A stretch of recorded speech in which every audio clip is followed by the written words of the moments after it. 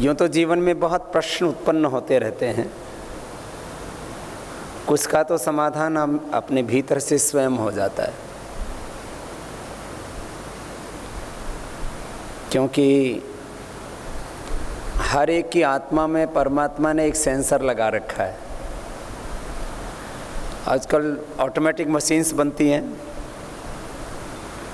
और उसमें व्यक्ति के प्रमाद का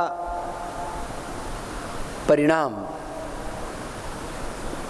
बड़ी व्यवस्था पर ना पड़े, इसके लिए सेंसर्स लगाए जाते हैं। ऐसे सेंसर बोर्ड भी अलग बनाया जाता है, उसमें व्यक्ति भी होते हैं, लेकिन मशीनों के द्वारा इस काम को बहुत अच्छे से किया जाता है और उसका जो परफेक्शन होता है करीब वो 99% होता है। 99 में इसलिए बोल रहा हूँ कि कई बार सेंसर में भी खराबी आ सकती है, नहीं तो जब वो काम करता है तो 100% काम करता है। तो हम सबकी आत्मा में परमात्मा ने एक सेंसर लगा रखा है।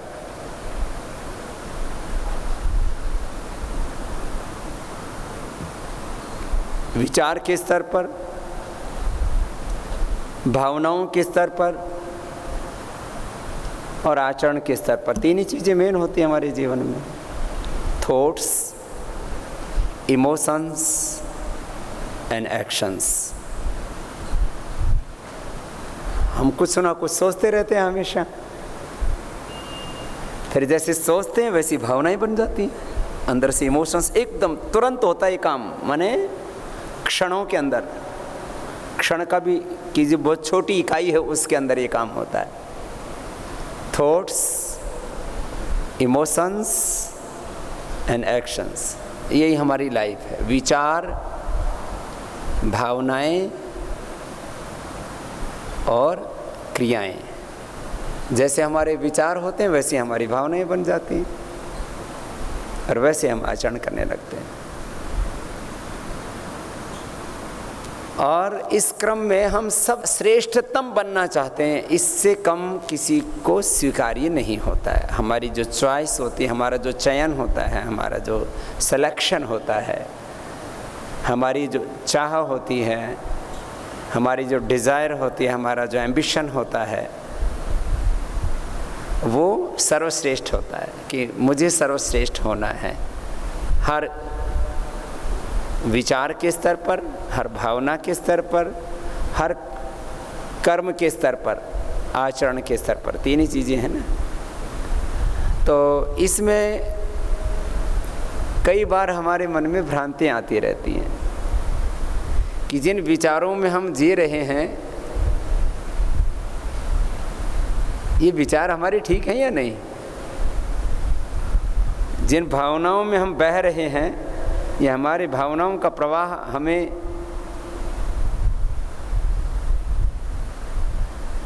अपने गंतव्य तक लेकर के जाएगा या हमें कहीं बीच में ही अटक जाएंगे, भटक जाएंगे।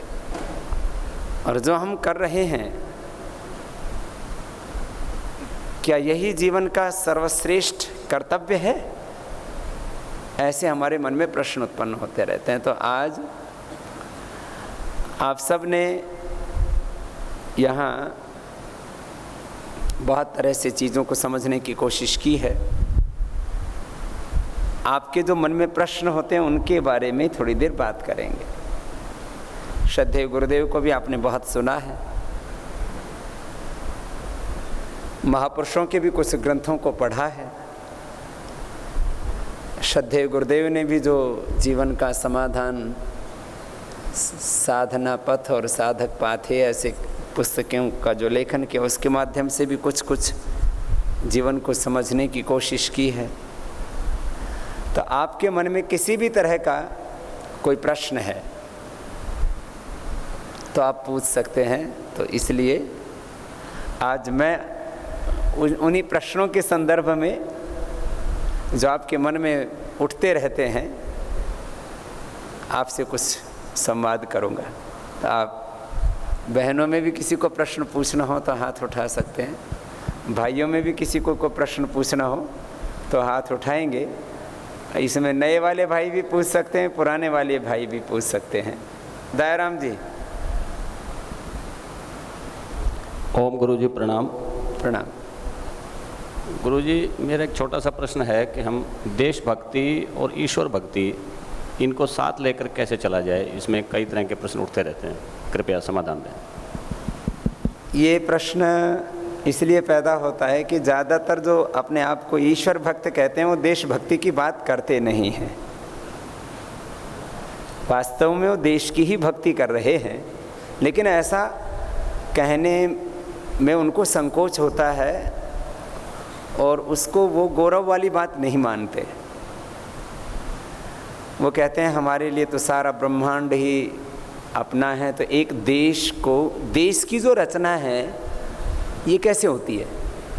देश की रचना में एक भौगोलिक स्थान का चयन होता है, उसमें एक राजनीतिक सीमा होती है, उसमें एक भौगोलिक सीमा होती है, कानून की भी अपनी मर्यादाएं अलग होती हैं। तो देश की जो रचना है उससे आध्यात्मिक लोग सहमत नहीं होते वैचारिक तौर पर, इसलिए वो एक देश विशेष की बात नहीं करते। लेकिन भारत के संदर्भ में श्री अरविंद जो बहुत आध्यात्मिक चेतना के महापुरुष थे, उनके सामने भी ये प्रश्न आया, स्वामी विवेकानंद के सामने भी प्रश्न आया, महर्षि दयानंद के सामने भी ये प्रश्न आया। तो हमें किसी भी संदर्भ में एक न्यायपूर्ण दृष्टिकोण रखना होता है। एक बड़ा शब्द है, कहीं पर भी हम एक न्यायपूर्ण और विवेकपूर्ण दृष्टिकोण से किसी चीज़ को देखें। तो यद्यपि ये सही है कि आध्यात्मिक दृष्टि से भौगोलिक अर्थात स्थान आदि की जो सीमाएं तय की जाती हैं, भौगोलिक और राजनीतिक जो बाउंड्रीज हैं, सीमाएं हैं,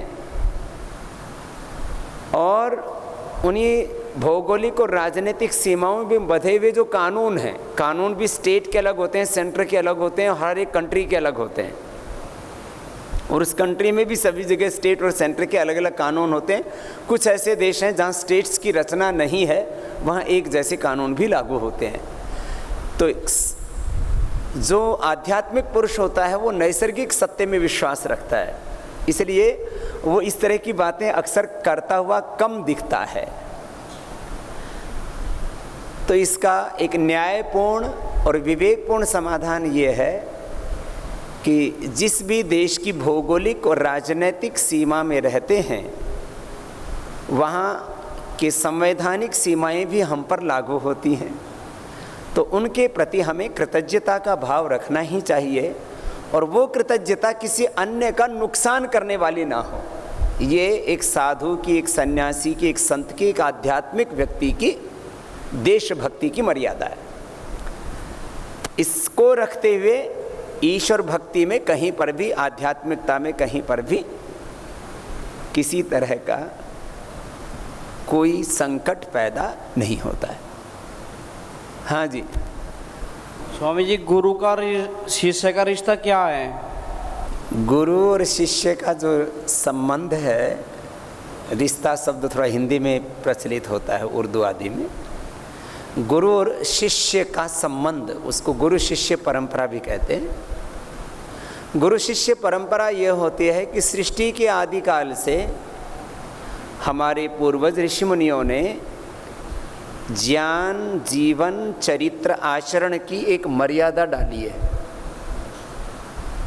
जो ऋषियों के उस ज्ञान की, जीवन की, चरित्र की, आचरण की मर्यादा को जीते हैं और उस मर्यादा को अपने शिष्यों में रूपांतरित करते हैं, उस ऋषि परंपरा को, ऋषियों के ज्ञान को, उनके जैसे जीवन को, उन्हीं जैसे चरित्र को, आचरण को, उन जैसी दिव्यता को जो स्वयं जीते हैं, और उस परंपरा को अपने दूसरे जो आने वाली पीढ़ियां हैं उनको जो देते हैं, यही गुरु शिष्य परंपरा है, यही गुरु शिष्य का संबंध है।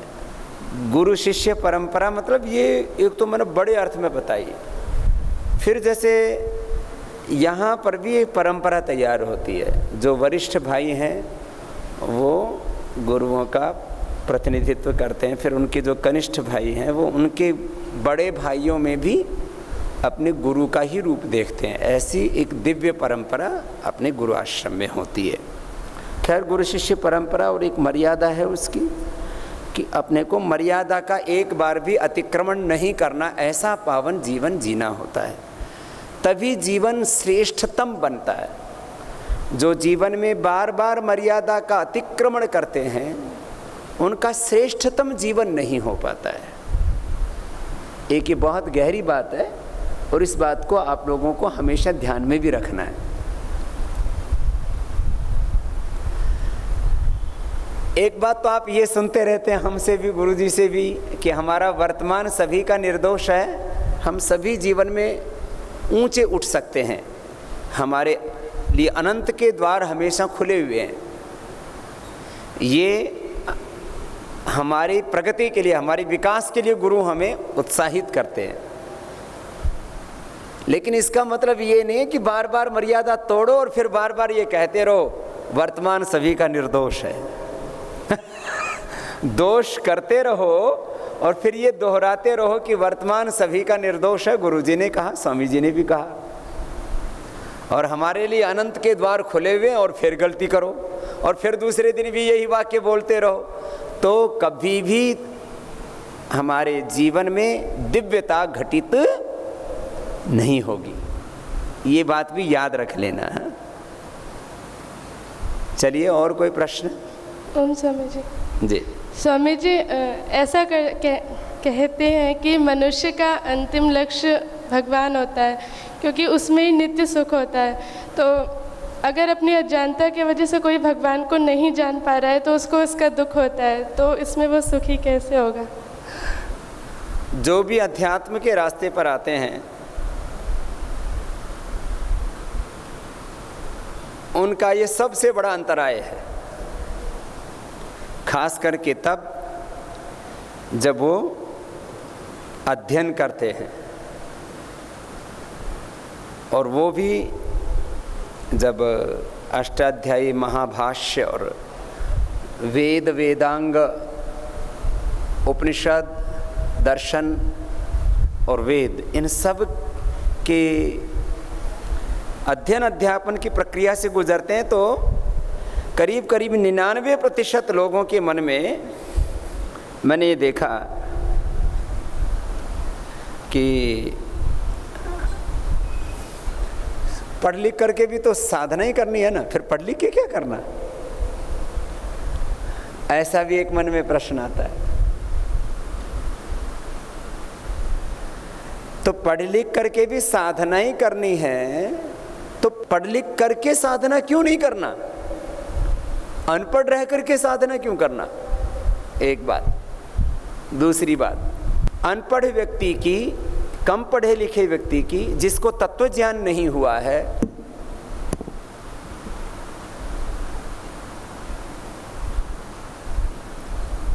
जिसको पूरा विवेक नहीं हुआ है, उसकी साधना कभी भी पूरी नहीं होती। ये याद रख लेना। लोग भ्रांति में आकर के फिर कुछ दिन अपना ऐसे बैठ जाते हैं, ध्यान करने लगते हैं, गायत्री आदि का जप करने लगते हैं, और पूरी जिंदगी उनकी बस एक तरह से, इसको दर्शन शास्त्र में नवधा तुष्टि बोलते हैं, वो तुष्टिकरण करते रहते हैं, हम साधना कर रहे हैं, हमारा जीवन पवित्र है, बस ऐसी एक तुष्टि में जीते रहते हैं। ये ठीक नहीं।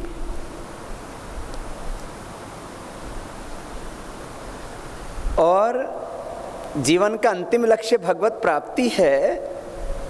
ये भगवत प्राप्ति है क्या, इसको समझने की जरूरत है। मैं यदि आप लोगों से पूछूं कि भगवत प्राप्ति क्या है, तो क्या उत्तर दोगे? आप में से भी कई भाई मेरे पास आ चुके हैं, बोले स्वामी जी हमको ना साधना करने के लिए भेज दो। कईयों के मेरे पास में प्रार्थना पत्र आए हुए हैं। हमको साधना करने के लिए भेज दो स्वामी जी 1 महीने के लिए, कोई कहता है 6 महीने के लिए, कोई कहता है 1 साल के लिए।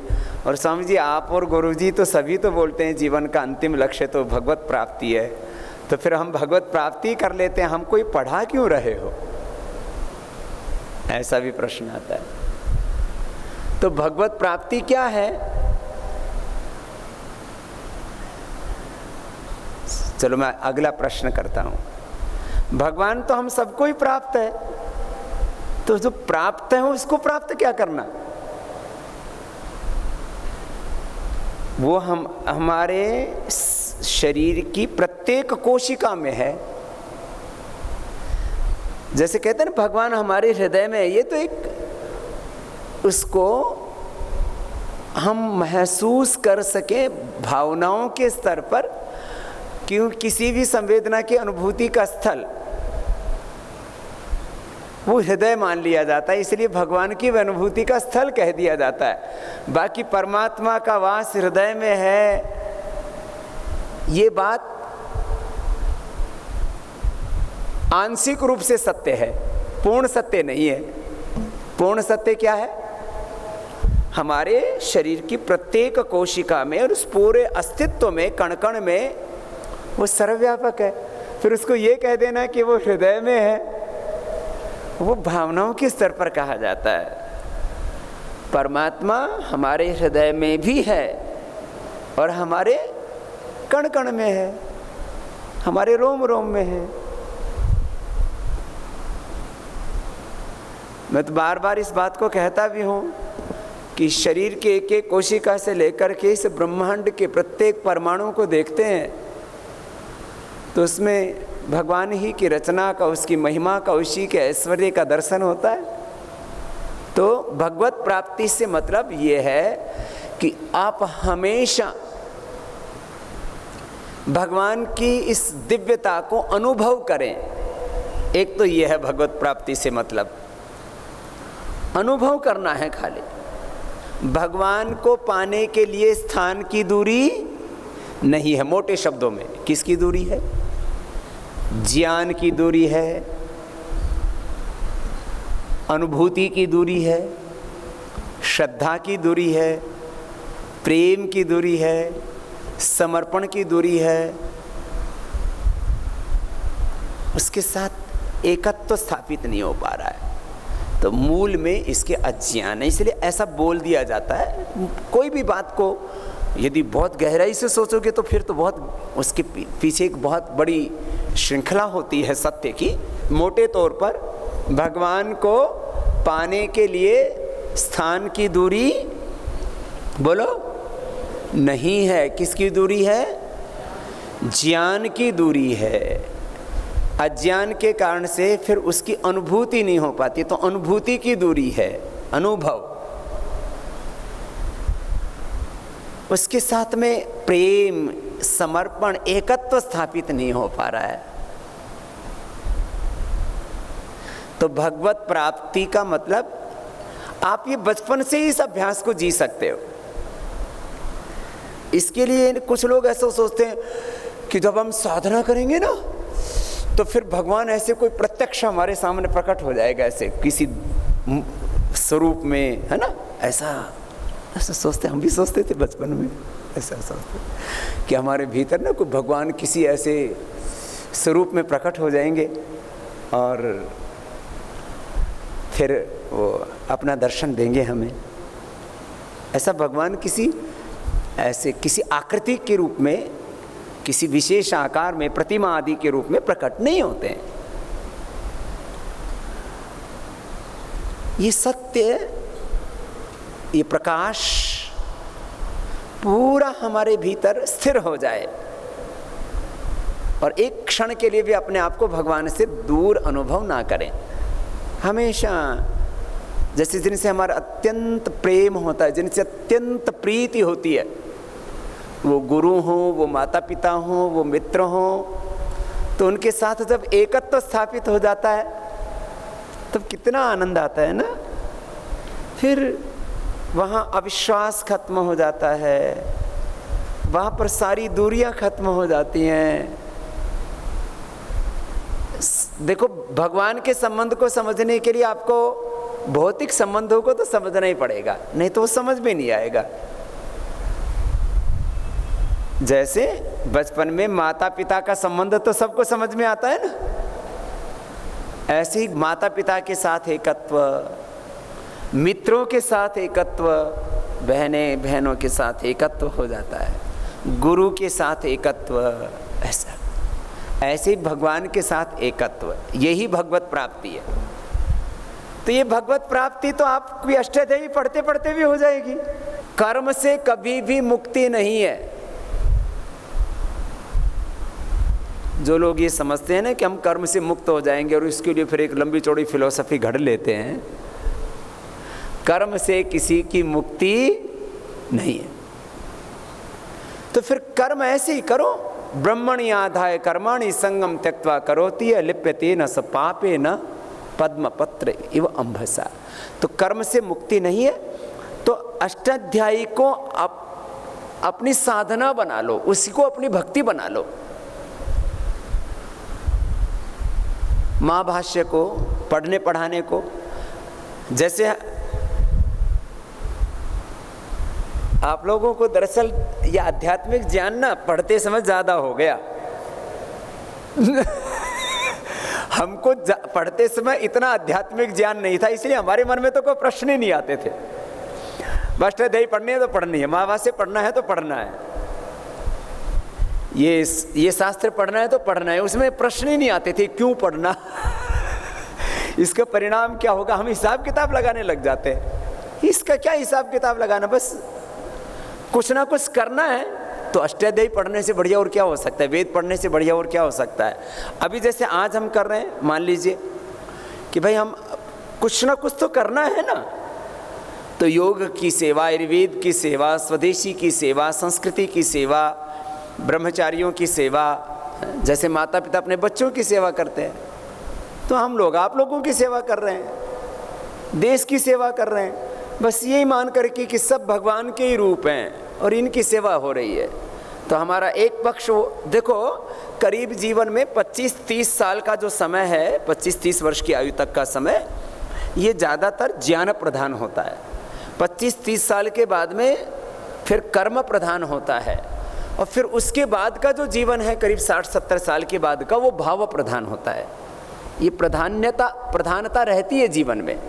तो अभी आप लोगों का जो जीवन का कालखंड चल रहा है ब्रह्मचारी ब्रह्मचारिणियों का, ये कालखंड किस चीज़ की प्रधानता का है, ज्ञान प्रधानता का कालखंड है। फिर आगे कर्म प्रधानता, कर्म बोलो, सेवा बोलो, और आपका भी ये कर्म ही है, ये पुरुषार्थ ही है। ये ज्ञान का सबसे श्रेष्ठ पुरुषार्थ ज्ञान का होता है।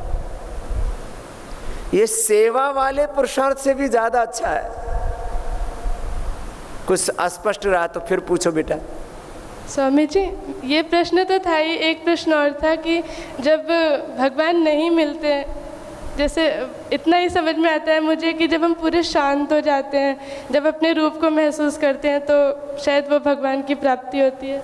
लेकिन जब वो नहीं मिलते तो बहुत दुख होता है। मिला कैसे रहे? जब नहीं अनुभूति होगी तो कष्ट तो होगा ही। तो वो तो फिर उसका तो उत्तर यही है ना कि अनुभूति कैसे हो, यही उत्तर होगा, है ना। कि जब आप अपने आप भगवान से दूर रहोगे तो खालीपन रहेगा, तो दुख तो होगा ही।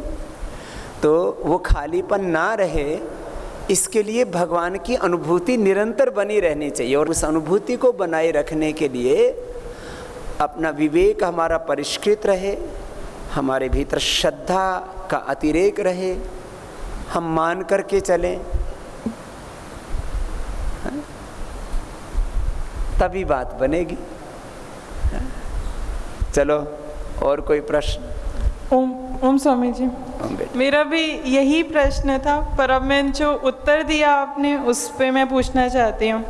स्वामी जी, पहले आपने कहा भगवान की दिव्यता को हमेशा महसूस करना, तो ये भी तो ज्ञान से ही होगा। इसका मतलब जब तक ज्ञान नहीं होगा तब तक दुखी ही रहेंगे हम लोग। हाँ, ये पक्की बात है। तो जब तक ज्ञान नहीं होगा दुखी रहेंगे। ये ज्ञान ऐसा ज्ञान नहीं है, ये ज्ञान आयुन रिलीक वाला भी नहीं है।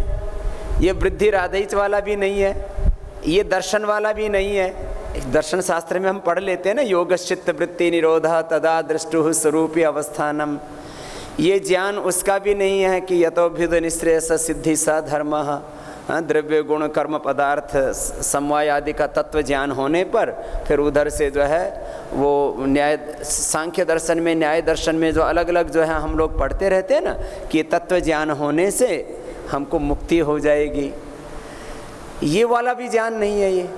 ये ज्ञान कोई वेद के मंत्र वाला भी कि हमें इस मंत्र का अर्थ आ गया, ये गीता के श्लोक वाला भी ज्ञान नहीं है कि ये गीता का श्लोक का में अर्थ आ गया, यो माम पश्यति सर्वत्र सर्वम च मयि पश्यति तस्याहं न प्रणश्यामि सच में न प्रणश्यति। तो भगवान ने कह दिया, देखो मेरे को एकदम ज्ञान हो गया मेरे को। अरे मेरे को ज्ञान हो गया। क्या ज्ञान हो गया भाई? मेरे को ज्ञान हो गया जो यो माम पश्यति सर्वत्र, जो मुझे सब जगह देखता है और मुझ में ही सबको देखता है। मैं उसके लिए एक क्षण के लिए वो ओझल नहीं होता, मुझे सब तरफ भगवान ही भगवान दिख रहा है। और थोड़ी देर में उसके कुछ हवा सी बदली और पहले हो गया, पहले तो ज्ञान हो गया। जब श्लोक पढ़ा गीता का, जब वेद का मंत्र पढ़ा, विष्णु कर्माणि पश्यता यतो व्रतानि पस्पसे ईशावास्यमिदं सर्वं स ओतः प्रोतः स्युः प्रजासु, सब वेद के मंत्र आदि पढ़े, एकत्वम अनुपश्यता। तो बोले मेरे को तो ज्ञान हो गया। ज्ञान हो गया तो बस काम खत्म।